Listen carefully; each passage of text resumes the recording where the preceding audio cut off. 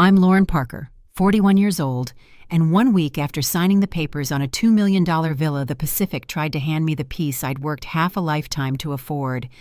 The boxes were still stacked shoulder high, the windows open to salt air, the waves steady like a slow breath. My phone rang and my sister's voice didn't bother with hello. "We're on our way, 15 of us. 3 weeks, make up the beds and stock the kitchen," she said.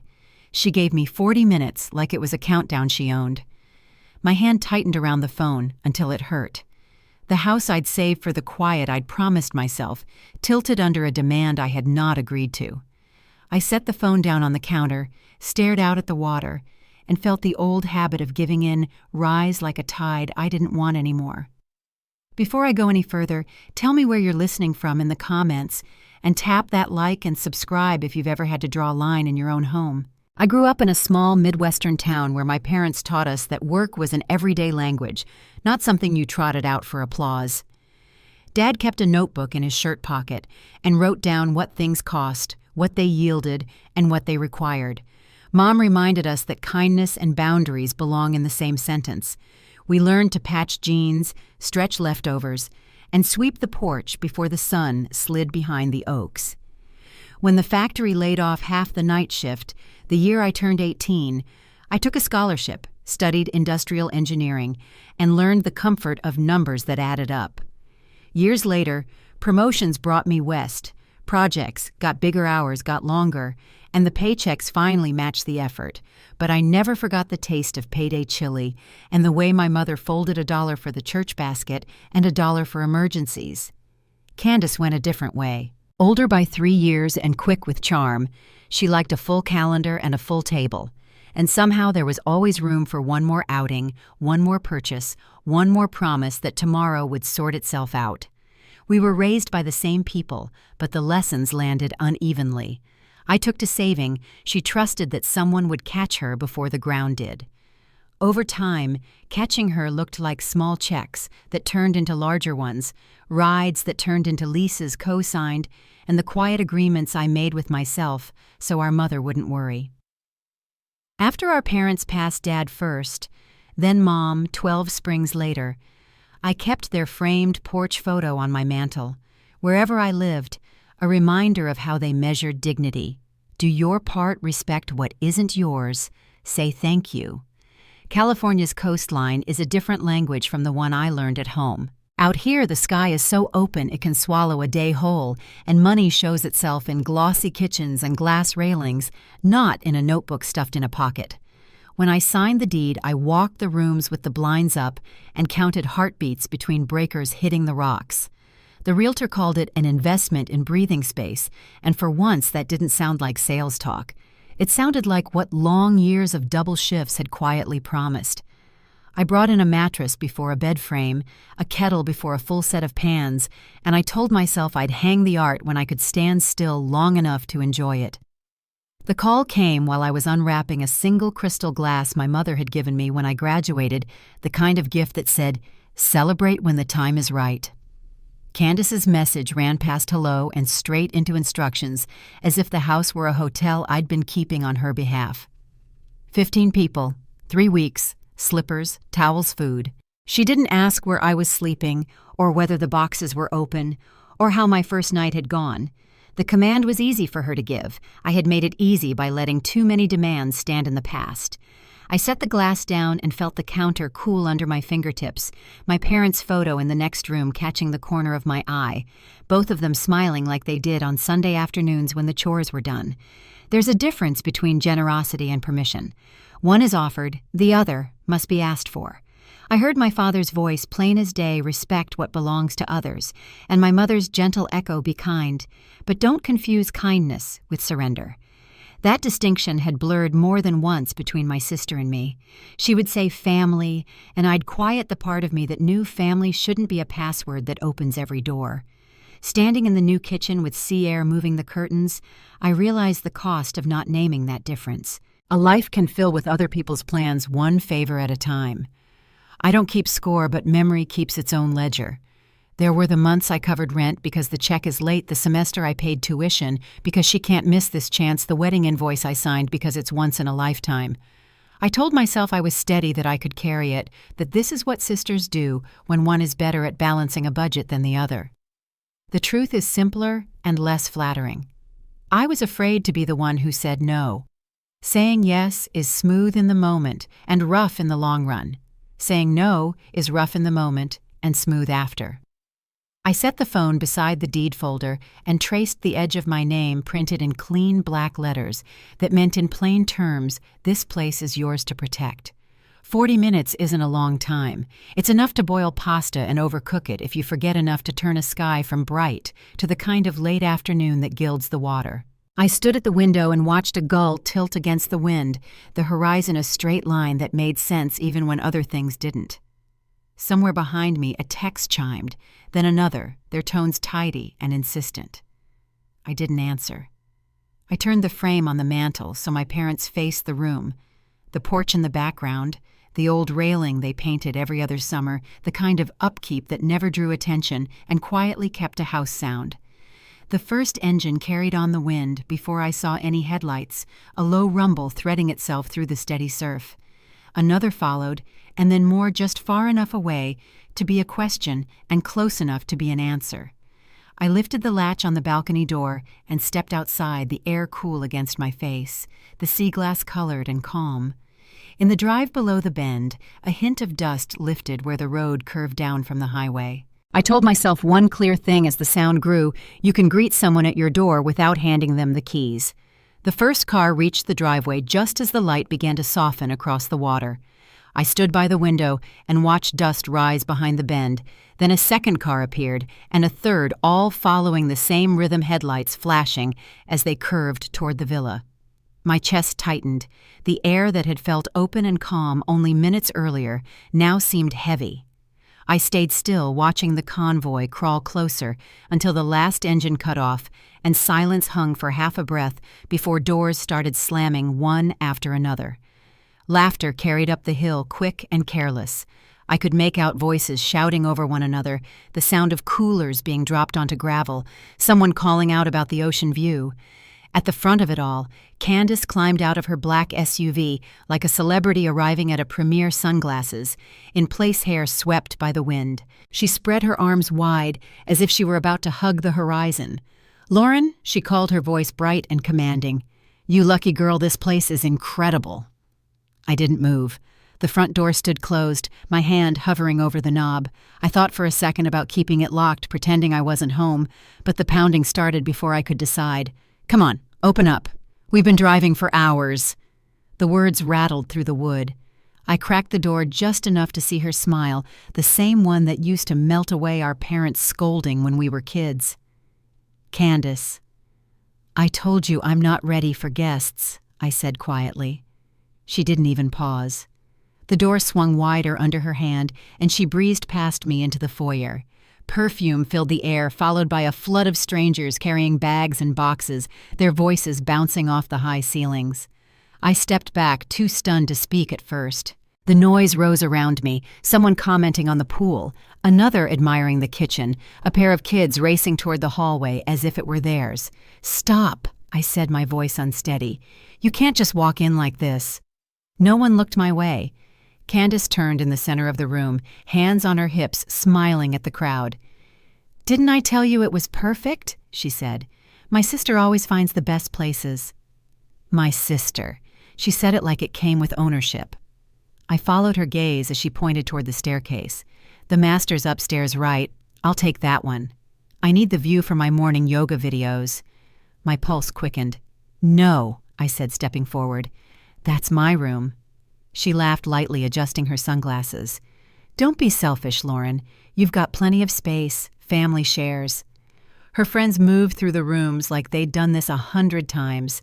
A man popped open a beer can, the sound sharp in the quiet I used to love. A woman slipped off her sandals and walked barefoot across the marble, leaving damp footprints. Candace was already halfway up the stairs, talking about how she wanted to arrange her things. "Candace, stop!" I called, following her.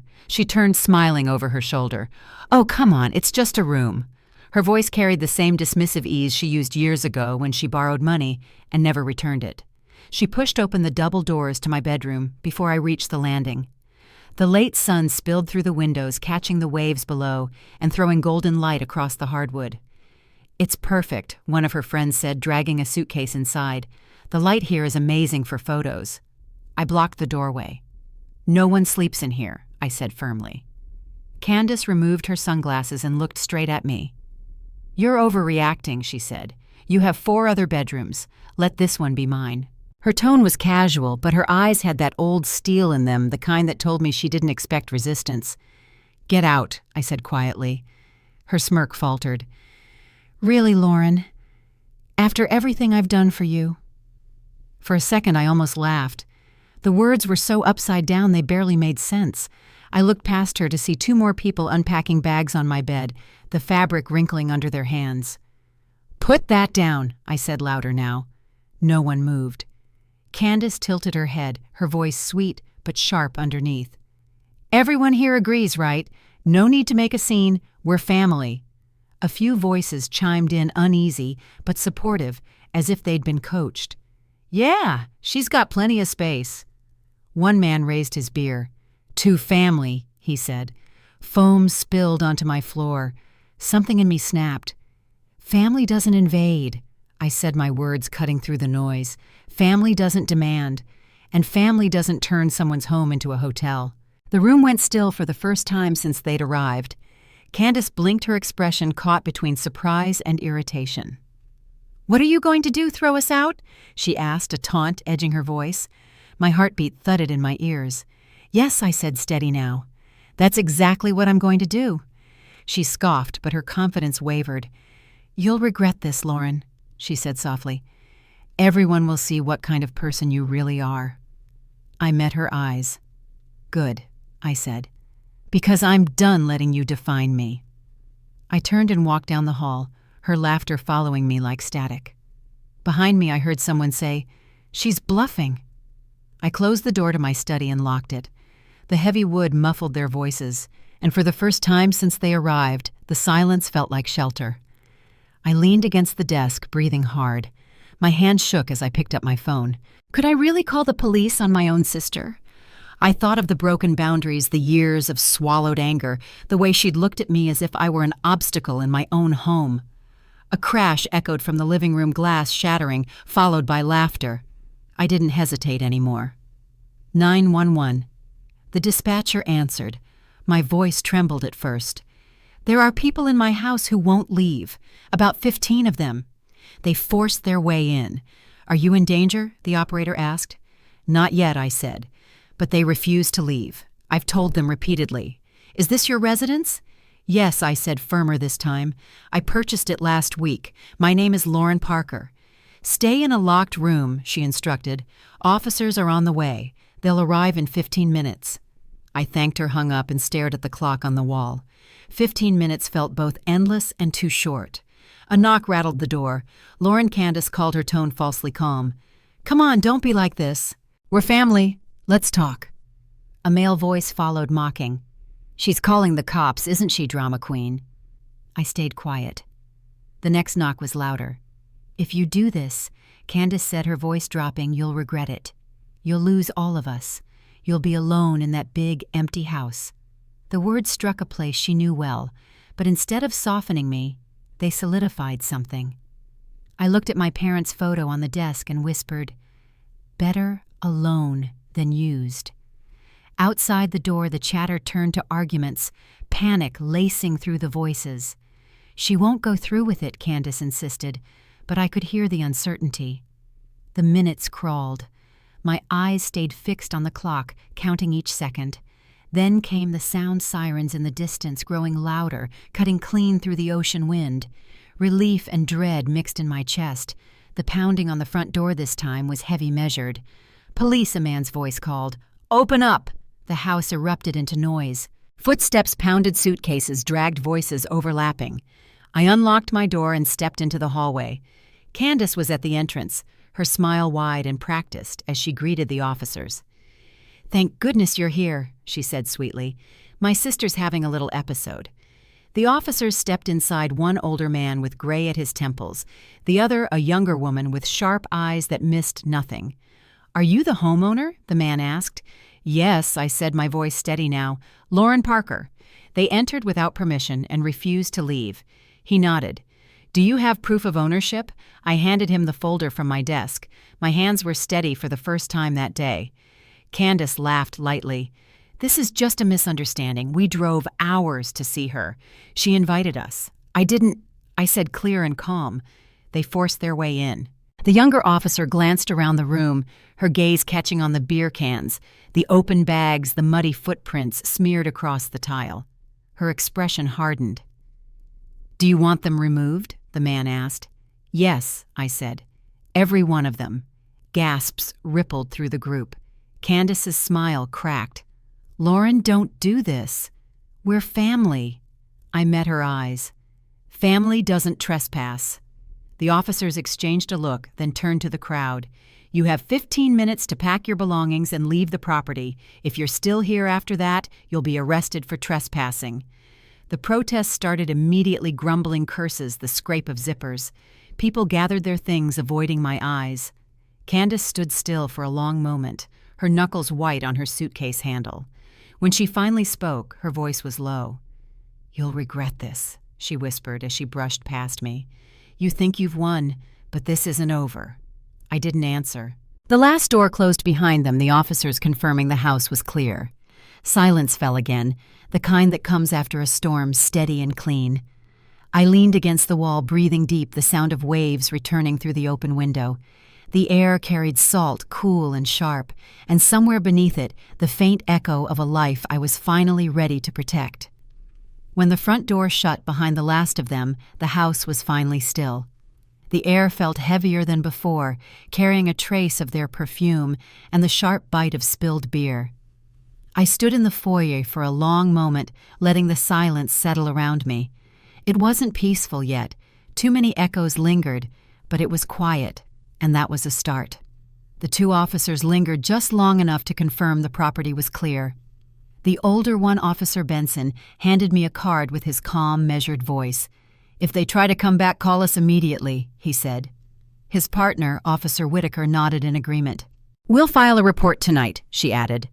I thanked them, though the words came out thin. When their cruiser pulled away and the red and blue lights faded down the drive, I finally exhaled.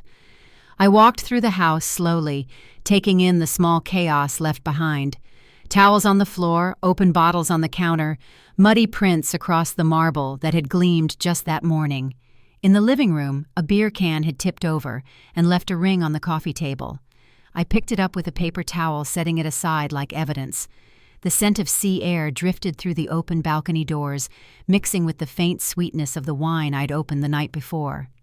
Every surface carried a reminder of how easily the boundaries I'd built could be trampled if I didn't stand firm. Upstairs, my bedroom looked almost untouched, but the wrinkles in the bedspread told another story. I smoothed the fabric slowly, the way my mother used to, pulling each corner tight. It wasn't about tidying, it was about reclaiming the space. A pair of shoes, not mine, sat by the window. I picked them up and carried them downstairs, setting them by the front door with a note in my head to have them donated later. Each step through the house felt like drawing a small breath of control back into my lungs. In the kitchen, I poured a glass of water and leaned on the counter. Outside, the ocean stretched in silver lines, the tide pulling in and out with its steady rhythm. It struck me that the waves didn't change for anyone; they stayed faithful to their course. I envied that kind of consistency. My phone buzzed beside me, vibrating against the granite. When I turned it over, the screen filled with notifications. 20 missed calls, a string of messages, all from Candace. The first few were angry, then pleading, then silent dots waiting for replies that would never come. I locked the screen and set it face down.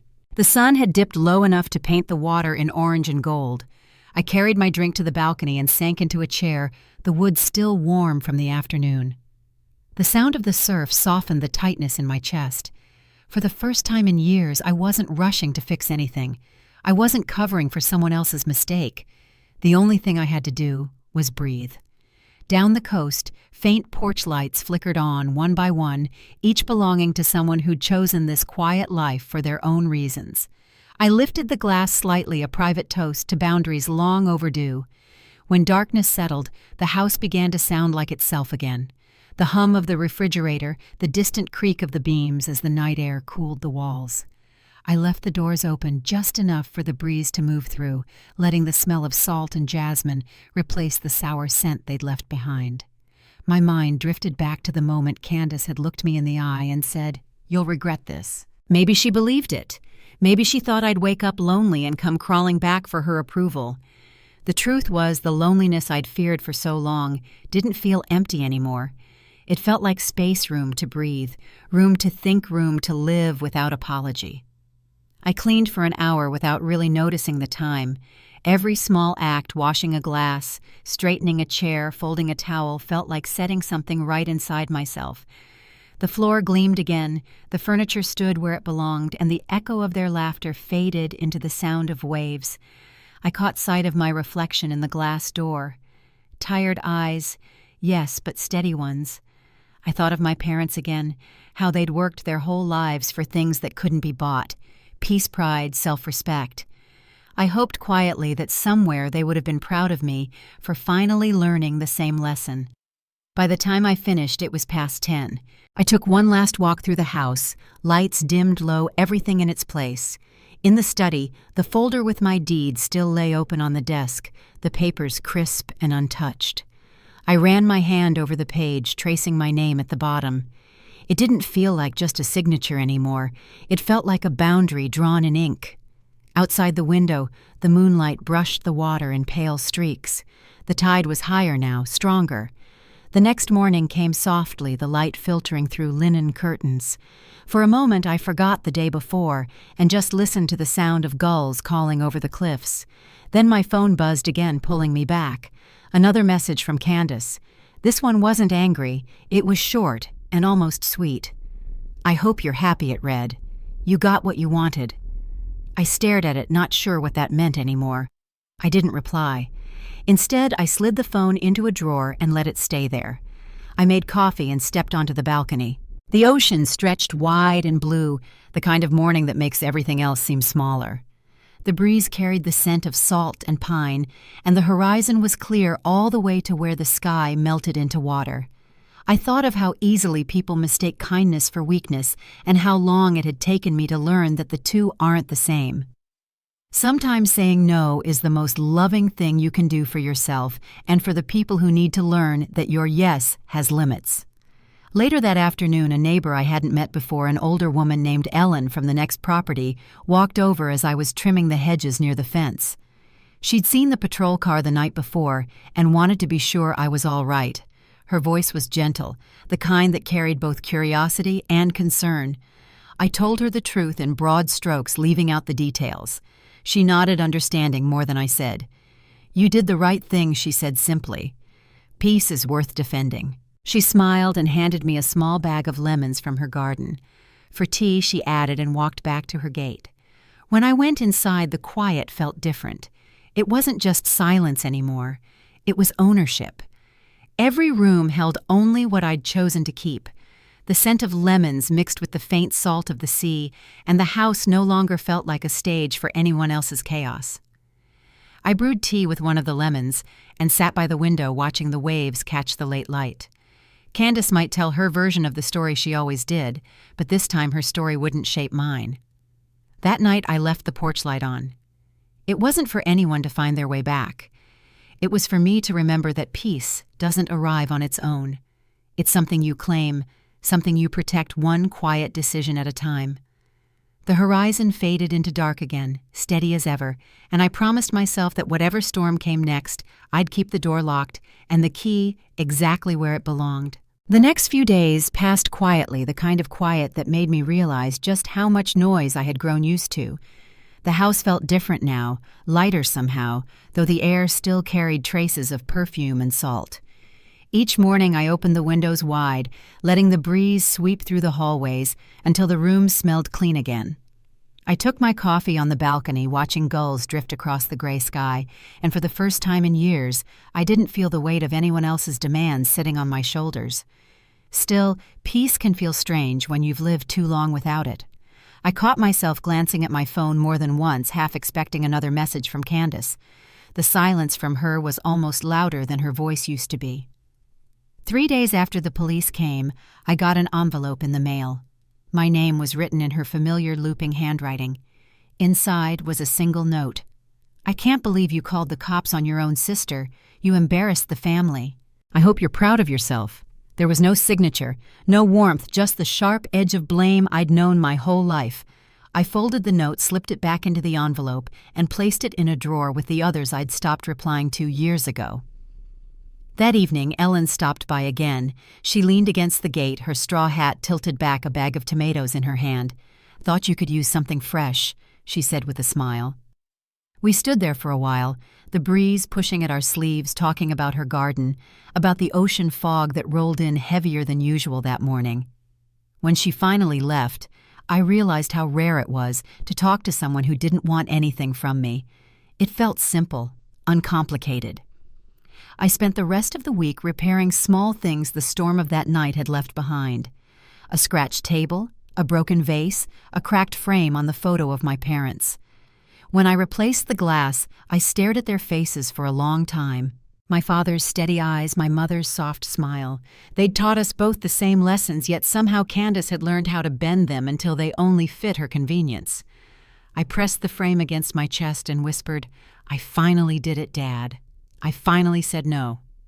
The sound of the waves outside filled the silence that followed. Work called for most of my attention after that. My company had offered me remote flexibility, and I threw myself into late-night design sessions and reports. It wasn't just to stay busy, it was to rebuild a rhythm that belonged entirely to me. The villa, once a symbol of reward, started to feel like a fresh beginning. I cleaned, organized, and finally unpacked the last of my boxes. One of them held an old notebook filled with sketches I'd made years ago, ideas for the kind of home I wanted when I retired. Reading through it now, I smiled. I'd somehow built exactly what I once dreamed about. But peace, even when earned, can make people restless. One Friday morning as I drove into town for groceries, I noticed a familiar car parked near the cafe. Candace's black SUV. My stomach tightened. I tried to tell myself it was a coincidence. Maybe she was just passing through. But when I stepped out of my truck, I saw her reflection in the cafe window. She was sitting by the glass pretending to scroll through her phone, but her eyes lifted the moment I appeared. I considered turning back, pretending not to see her, but the thought of hiding in my own town felt wrong. I walked past the window toward the grocery store, pretending not to notice, though my pulse quickened. A moment later, her voice called out behind me. "Lauren!" I stopped. The sound of it still carried authority even now.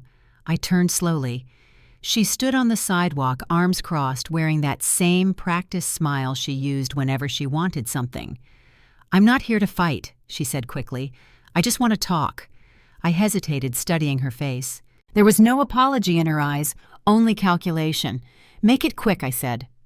We stood beside the parked cars, the wind tossing strands of her hair across her sunglasses. "You didn't have to humiliate me," she said. "Everyone's talking about it. The police, the neighbors. You made it sound like I was some kind of criminal." "You forced your way into my home," I said evenly. "You ignored every word I said." She shrugged as if that explained everything. "It was just a misunderstanding.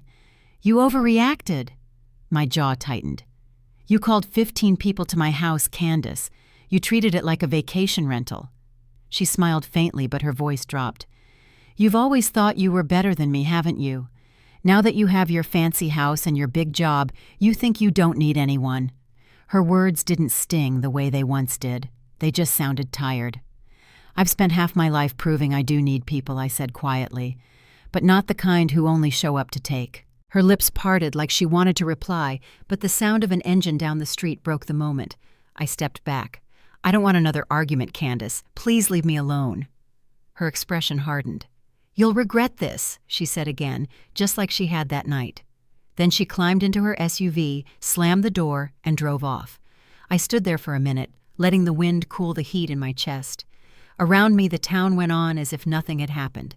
Cars rolled past, children laughed outside the ice cream shop, and somewhere a bell rang as someone opened the cafe door. Life didn't stop just because she wanted a scene. It kept moving steady as the tide. That night, I watched the sunset from the balcony the same way I had every evening since the day she left. The sky turned soft pink and gold, the kind of beauty that doesn't ask for attention but still takes your breath away. I thought about the conversation and realized something had shifted. Candace wasn't looking for reconciliation, she was looking for control. And for the first time, I didn't give it to her. The days that followed came with a rhythm I hadn't known before. Morning walks on the beach, late dinners by candlelight, the hum of the ocean filling every quiet corner. I started painting again, something I hadn't done since college. Each stroke on the canvas felt like reclaiming another piece of myself that had been lost in years of caretaking. The house no longer felt like a fortress, it felt alive. Then one afternoon, Ellen knocked at my door again. She looked uneasy. "I don't want to alarm you," she said, "but your sister came by while you were out this morning. She was asking questions how long you'd been here if you lived alone. I didn't tell her anything, but I thought you should know." My pulse quickened. I thanked her, trying to hide the unease in my face. After she left, I checked the security cameras by the front gate. Sure enough, there she was, Candace's SUV idling near the drive, her face turning toward the camera for a brief second before she backed out. I sat at my desk, staring at the screen, long after the footage ended. She wasn't done. The realization settled like a weight in my stomach. I opened my folder with Officer Benson's card still inside. My fingers traced the printed name for a long moment before I set it down. I didn't want to live in fear, but I also wasn't going to be caught unprepared. That night, I double-checked every lock and drew the curtains tight.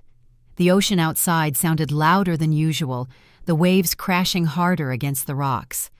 I lay in bed listening to them, reminding myself that boundaries sometimes need reinforcement, that peace once claimed must be protected. As the wind howled through the eaves, I closed my eyes and promised myself that whatever Candace tried next, I wouldn't let her take back what I'd worked so hard to reclaim. I didn't sleep much that night. The sound of the wind against the windows kept me awake, but it wasn't just the weather. It was the feeling that something had shifted, that Candace had crossed a line she wasn't done with. By morning, my eyes burned from a restless night, but I was clear on one thing. If she planned to keep testing me, I needed to be ready. I made a list over breakfast. Security first. I called a local company and spoke with a man named Evan Monroe, who came highly recommended by Ellen. By noon, his truck pulled up the drive. He was a calm, no-nonsense type, middle-aged with sun-creased eyes that looked like they'd seen 1,000 versions of the same problem. "We'll get you set up right," he said, after I told him the situation. "You'll be able to see everything from your phone. No surprises." Within hours, small black cameras were mounted discreetly at the gate along the porch and facing the driveway. The screens flickered to life on a tablet he handed me, showing every corner of my property. Watching it, I felt my first steady breath all day. Evan walked me through each feed, pointing out how the motion sensors worked and how to set alerts. Before leaving, he looked at me kindly. "You shouldn't have to feel unsafe in your own home," he said. His words carried a quiet certainty, the kind that comes from helping people rebuild a sense of control. I thanked him and stood in the doorway as his truck disappeared down the hill. That evening, I sat at my desk, scrolling through the footage from the day. The breeze lifted the curtains behind me, and for once the sound didn't make me tense. Every frame looked peaceful, no movement except the sway of trees and the ocean rolling beyond the cliffs. But at 9:30, the screen blinked. Headlights cut across the lower camera. My pulse jumped. A dark SUV had stopped just beyond the gate. The engine idled for a moment before the lights turned off. I leaned closer to the monitor, holding my breath. The driver's door opened and a figure stepped out. Even in the dim light, I knew that stance, that tilt of the head. Candace. She stood there staring up at the villa. My hand hovered over my phone, ready to dial, but she didn't move closer. Instead, she pulled something from her bag and placed it on the ground by the gate. Then she got back in the car and drove off. I waited a few minutes before going outside. The night air bit at my skin as I walked down the path, flashlight in hand. The waves below crashed against the rocks louder now that the wind had picked up. When I reached the gate, I saw a small white envelope resting in the gravel. My name was written across the front in her looping handwriting. Inside was a single sheet of paper. "You can put up all the cameras you want," it read. "But family doesn't end with a locked door. You'll see that soon enough." I stared at the words until the wind nearly tore the page from my hands. For a moment, fear pricked at me, but underneath it came something steadier. I wasn't the same woman who used to shrink from her voice. I tore the note in half, then again, until the pieces scattered across the gravel. The next morning, I called Officer Benson. He remembered me right away. "You did the right thing," he said after I explained. "Keep the note and the footage. If she steps foot on your property again, it becomes a criminal matter." His tone was firm, reassuring. "You're not alone in this." I saved the video clip on a flash drive and tucked it with the others in a small safe beneath my desk. It wasn't about revenge. It was about being prepared. The days that followed were quiet again, though a different kind of quiet alert, not peaceful. Every time a car passed on the distant road, I found myself glancing at the monitors. Ellen stopped by with more fruit from her garden and noticed the new cameras right away. "Looks like you're taking no chances," she said approvingly. I nodded, grateful for her presence, for her steadiness. She didn't ask for details, just left me with a jar of homemade marmalade and a reminder to trust the stillness when it comes. A week later, I decided to reclaim my routines. I walked the beach at dawn, the cool sand firm beneath my feet, the gulls tracing the wind overhead. The tide washed in gently, touching the edge of my shoes. For the first time in months, I felt my body ease. The world went on the sea, the morning light, even me. When I got back, a delivery van was pulling away from the gate. A package sat by the door. No label, no name. My chest tightened. I checked the cameras, no sign of who had dropped it off. I crouched beside it, cautious. The box was plain taped neatly shut. I hesitated before opening it, half expecting another letter. Inside, wrapped in tissue, was a small photo frame. The picture inside made my breath catch. It was a copy of an old family photo, our parents on the porch, Candace and me standing in front of them, both smiling. Across the glass, written in red marker, were the words, "Don't forget where you came from."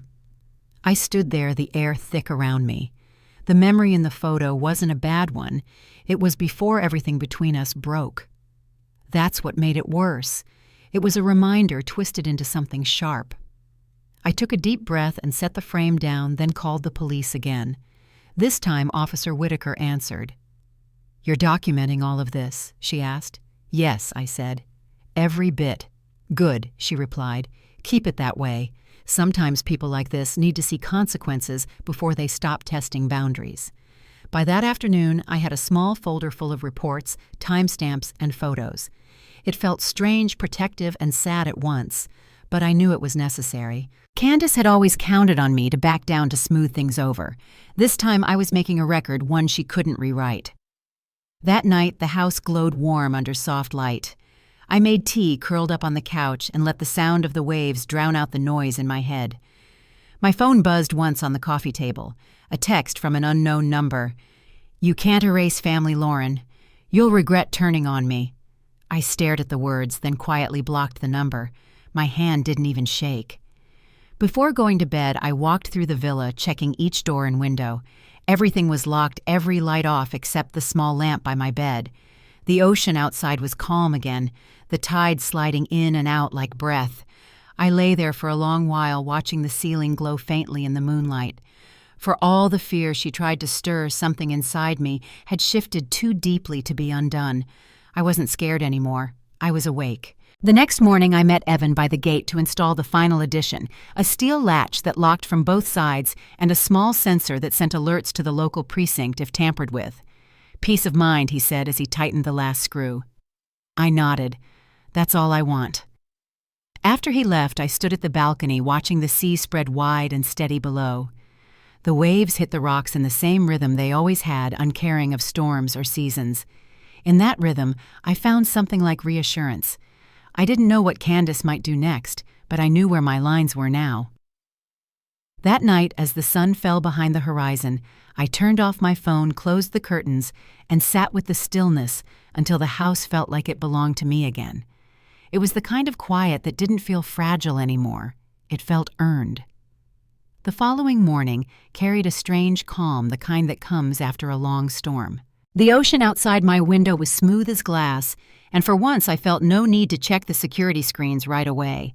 I made coffee, opened the balcony door, and let the morning air move through the house. The world looked normal again, birds on the railing, waves folding against the rocks. But normal no longer meant safe. It meant watchful. Later that day, while I was working in the study, a knock sounded at the front door. The rhythm was steady, patient, not the frantic pounding of that night weeks ago. I checked the camera feed before opening it. On the porch stood Detective Laura Mendez, mid-40s, sharp-eyed and calm. "Ms. Parker," she asked when I stepped outside. "I'm with the county sheriff's office. Officer Benson passed along your file." Her voice carried the easy confidence of someone who knew how to listen more than she spoke. "Do you have a few minutes?" We sat in the living room, the afternoon light spilling through the windows. She set a folder on the coffee table. "We received reports of trespassing tied to your sister Candace Reed," she began. "We'd like to move forward with a restraining order. It'll keep her legally off your property and require distance from you." I hesitated for a moment, fingers resting on the edge of the folder. "I don't want to cause trouble," I said quietly. "You're not causing trouble," she replied. "You're setting a boundary the law can enforce." Her tone reminded me of my mother's when she wanted to make sure something truly sank in. I signed the papers that afternoon. The process felt both heavy and freeing, like closing a door that had stayed open too long. Detective Mendez promised to file it immediately. "You'll get confirmation within 48 hours, she said. "If she contacts you again, call us day or night." I walked her out to her car, watching as it disappeared down the long curve of the drive. For the first time since moving in, I locked the gate and felt it click solidly into place. That evening, the air grew cooler. I sat on the porch with a light sweater, the sound of waves carrying up from below. The phone on the table buzzed once, a message from an unknown number. My breath caught. I opened it slowly. "You really think a piece of paper will keep me away?" My thumb hovered over the screen. Instead of replying, I took a screenshot, saved it, and sent it straight to the detective. Her response came within minutes. "Got it. Thank you. We're on it." I turned the phone face down and looked at the horizon. The sun had already dipped low, the water burning orange beneath the sky. It was beautiful, and I refused to let her ruin that. 2 days later, Detective Mendez called. "We traced the message to your sister's number. She's been served with the order." Her tone softened. "She won't be contacting you again. If she does, she'll face arrest." Relief came quietly, not as joy, but as release, like unclenching a muscle that had stayed tight for too long. I threw myself into work again, long days of designing layouts for the new manufacturing site I'd been consulting on. The house settled back into rhythm, coffee, at dawn walks on the beach, evenings on the porch with a book.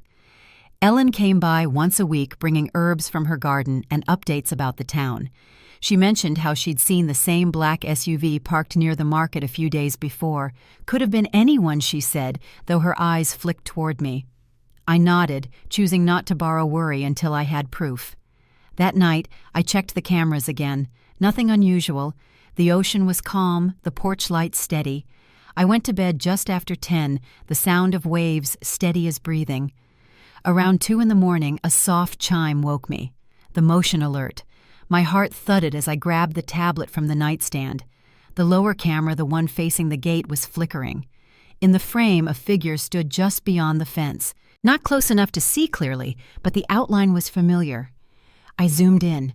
The figure didn't move, just stood there for nearly a full minute before disappearing into the darkness. My hands shook as I dialed the sheriff's office. Within 15 minutes, 2 patrol cars rolled up the drive lights, flashing quietly against the trees. One of the officers, a young man named Deputy Harris, reviewed the footage with me in the study. "You did the right thing calling," he said. "We'll sweep the perimeter." He and his partners searched the property flashlights, cutting through the night air, but found no one. Only tire tracks near the gate, fresh ones.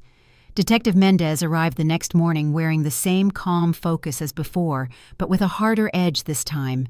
"She's testing limits," she said after watching the clip. "But this is clear violation. We'll handle it." She promised to update me as soon as they found her. Before she left, she paused by the door. "Don't let fear take root here, Ms. Parker. This is your home, not hers. That afternoon, I drove into town for groceries, the first time I'd left the villa in nearly a week. The market smelled of coffee and ripe peaches. Normalcy felt almost strange now. As I waited at the checkout, my phone buzzed again. A message from Detective Mendez. "We have her, taken into custody an hour ago." I let out a slow breath, steadying myself against the cart. The cashier, a young woman with kind eyes, asked if I was all right.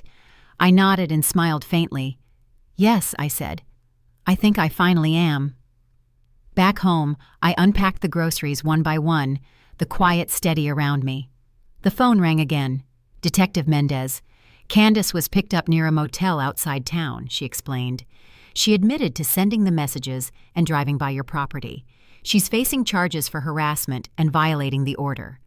I thanked her, though the words felt small compared to the weight of the moment. "You did everything right," she said before hanging up. "You protected yourself." That night, I poured a glass of wine and took it to the balcony. The ocean was darker than usual, the moon hidden behind thin clouds. I thought about the years I'd spent trying to keep peace through silence, the endless cycle of giving in until there was nothing left of me. The stillness now felt different, not the emptiness of retreat, but the fullness of safety earned. The following morning, Ellen knocked on the door, holding a small bouquet of lavender. "I heard what happened," she said softly. "Good for you, dear. You don't owe anyone your peace." I invited her in for coffee, and we sat at the kitchen table as sunlight spilled across the counters. It felt like the first truly ordinary morning I'd had in months. After she left, I walked the property, checking the locks and cameras one last time. The sea breeze carried the scent of salt and pine, and somewhere a gull cried over the cliffs. I stopped at the edge of the balcony, the whole coastline stretching before me. It was strange how quickly fear could hollow out a person, and how quietly courage could take its place. That evening, as the sun went down, I packed away the folder of reports notes and screenshots into the safe under my desk. I closed the door, gently locked it, and let my hand rest there for a moment. I wasn't erasing the past, but I was finally done living inside it. The villa no longer felt like a fortress under siege, it felt like home again. I turned off the last light and stepped outside to watch the stars appear one by one. The waves below sounded softer than they had in months, the kind of sound that carries both memory and promise. Whatever came next, I knew the peace I had now wasn't borrowed. It was mine to keep. The weeks that followed moved quietly, the kind of quiet that doesn't feel empty, but earned.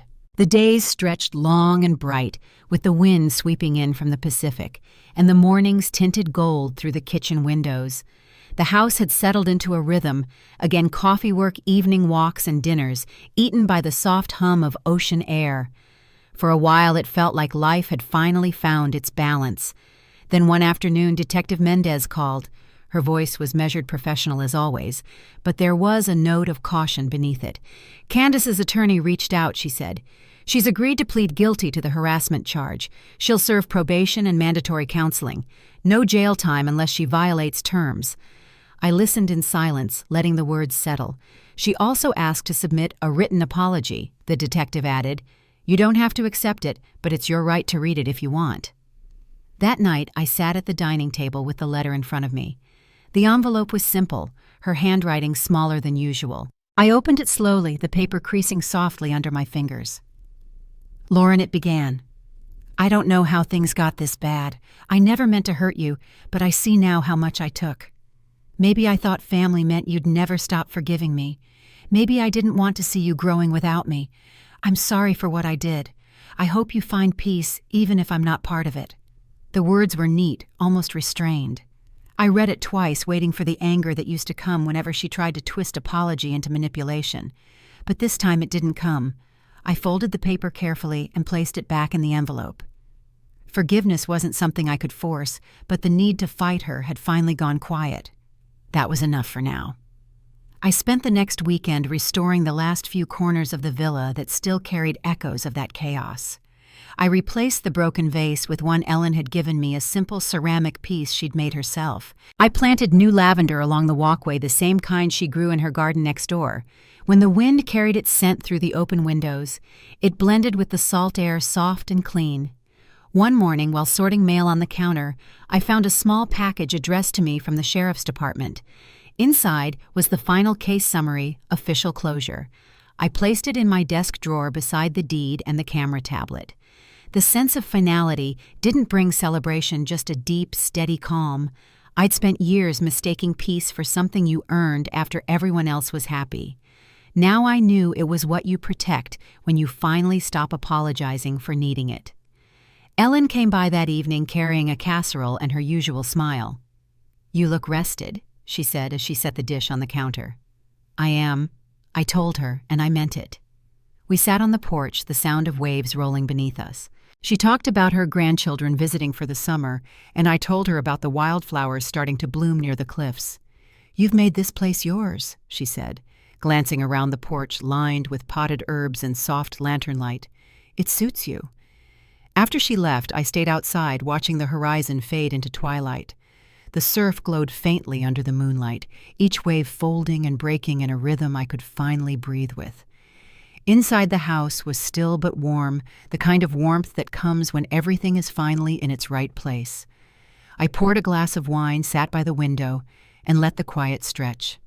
A week later, I got an email from Detective Mendez. The subject line was simple: case closed.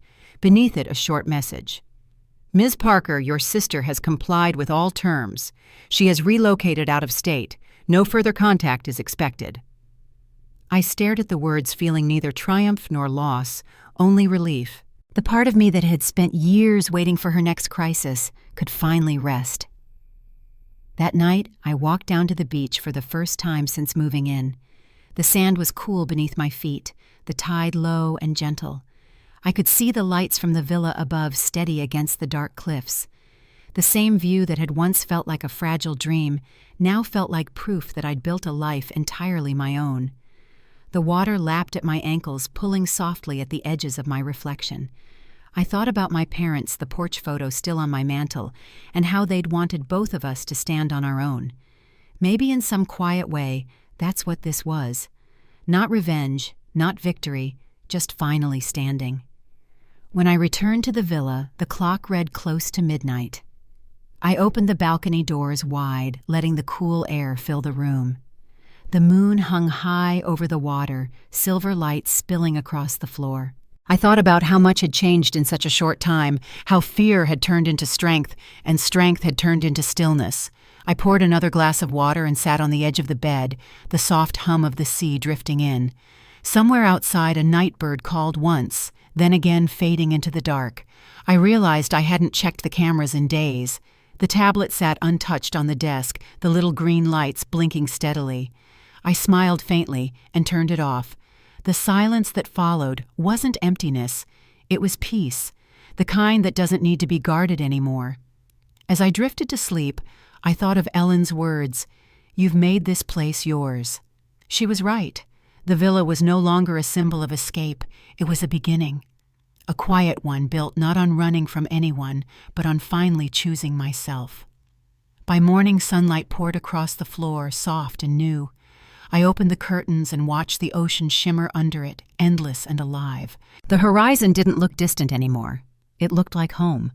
And as the tide rolled in steady and sure, I knew this wasn't just the end of the storm. It was the calm that stays. Morning light stretched across the water, soft and pale, the way it always did after a long storm. I stood by the open balcony doors, a mug warming my hands, and watched the sea breathe in and out beneath the cliffs. The air smelled clean, salt lavender, and something new I hadn't felt in a long time.